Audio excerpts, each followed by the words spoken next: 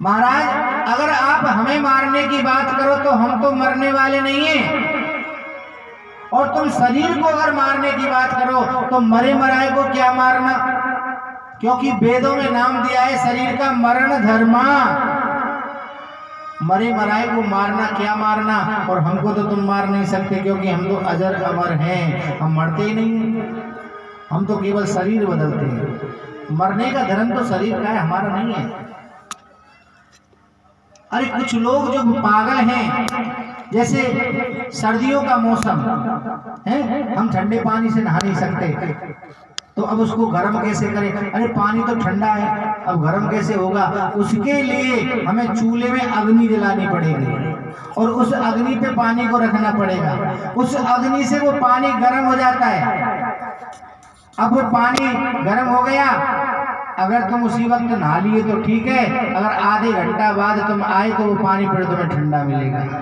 अब तुम वहां बैठ के रो चूल्हे पे, हाय मेरा पानी गर्म था ठंडा हो गया, तो तेरा पानी गर्म कब था जो ठंडा हो गया? पानी ठंडा था, ठंडा है और ठंडा ही रहेगा।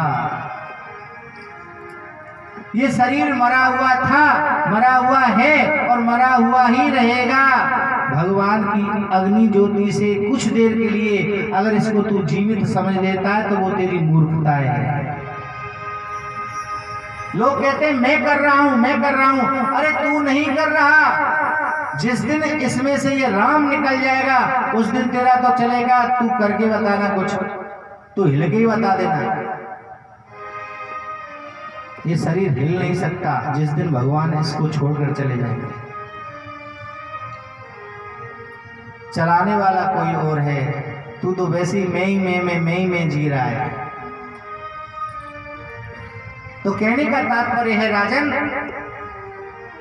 जैसे अग्नि की, चूल्हे की अग्नि से थोड़ी देर के लिए जल गर्म हो जाता है, ऐसे ही ये शरीर थोड़ी देर प्रभु कृपा से चलने लग जाता है तो इंसान इस शरीर पे घमंड कर बैठता है, लेकिन उस सच्चाई को नहीं पहचानता कि इसको चलाने वाला कोई और है, हम नहीं।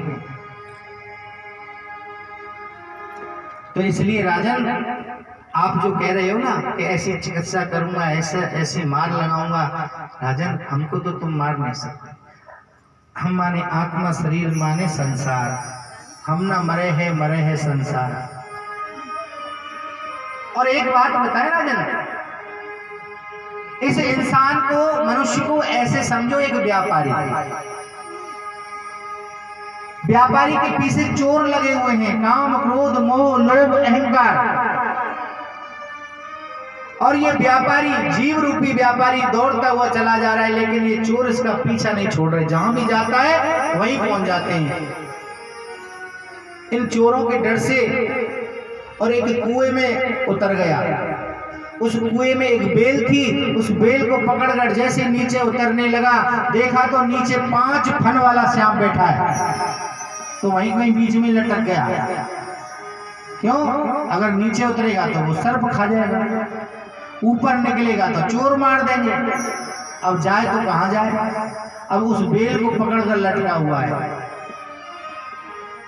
इतने में आ जाते हैं चूहा, एक सफेद चूहा एक काला चूहा। अब वो उस बेल को काटने लगे, चूहा बेल को काट रहे हैं, और महाराज इतने में ही वहां एक मधुमक्खी का छत्ता था।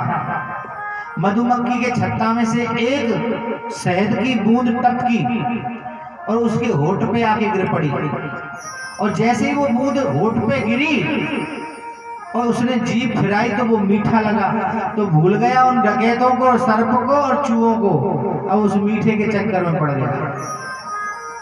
अब भगवान से कहता है, हे प्रभु आनंद आ गया, एक बूंद और मिल जाए तो आनंद आ जाएगा। तो भगवान ने एक बूंद और डाल दी, फिर और लालसा बढ़ गई, महाराज एक बूंद और मिल जाए, तो तीसरी बूंद फिर मिल गई, एक बूंद और मिल जाए। ऐसे करते करते चूहों ने उस बेल को काट दिया, और बेल कटी और वो कुएं में नीचे गिरा, और सर्प ने उसको डस लिया। गोविंदाय नमो नमः। व्यापारी कौन है? ये जीव। डकैत कौन है? चोर कौन है? काम, क्रोध, मोह, लोभ, अहंकार।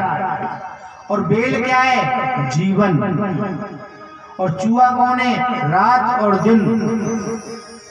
इस जीवन रूपी बेल को ये रात दिन चूहे काट रहे हैं, लेकिन इंसान काहे में लगा हुआ है? स्वाद में।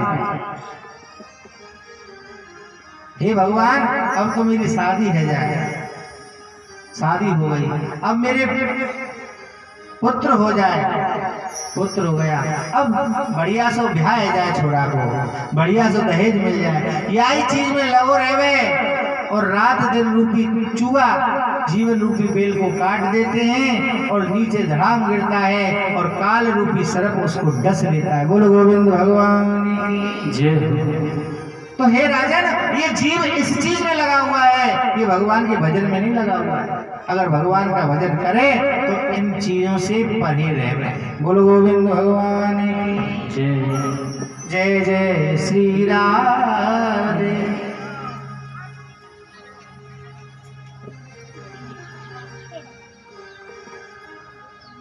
भगवान सुखदेव कहते हैं, परीक्षित,